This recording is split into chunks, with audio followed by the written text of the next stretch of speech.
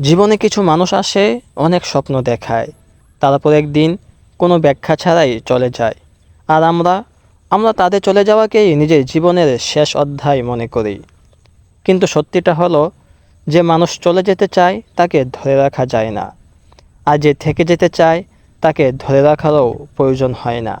একটা মানুষ তোমাকে ছেড়ে গেছে বলেই তোমার জীবন শেষ হয়ে যায়নি। একটা সম্পর্ক ভেঙেছে বলেই তোমার স্বপ্ন ভেঙে যাওয়ার কথা না।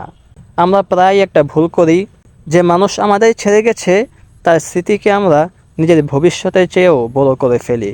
প্রতিদিন তার কথা ভাবি, প্রতিদিন নিজেকে দোষ দেই। কিন্তু কখনো কি ভেবেছ, সে যদি নিজের জীবন নিয়ে এগিয়ে যেতে পারে, তাহলে তুমি কেন পারবে না? জীবনের সবচেয়ে বড় প্রতিশোধ কাউকে কষ্ট দেওয়া নয়, নিজেকে এমন জায়গায় নিয়ে যাওয়া যেখানে একদিন মানুষ তোমার পরিবর্তন দেখে অবাক হয়ে যায়।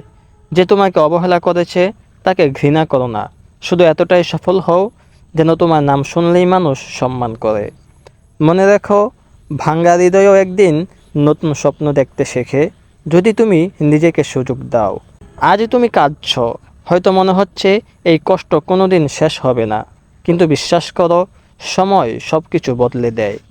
আজ যার জন্য তোমার চোখের পানি, একদিন তার নাম শুনেও তোমার কিছুই অনুভব হবে না। কারণ মানুষ ভুলে যায় না, মানুষ অভ্যস্ত হয়ে যায়। তাই নিজের জীবনকে একজন মানুষের জন্য থামিয়ে রেখো না। নিজের পরিবারকে সময় দাও, নিজের স্বপ্নকে সময় দাও, নিজের ভবিষ্যৎকে সময় দাও।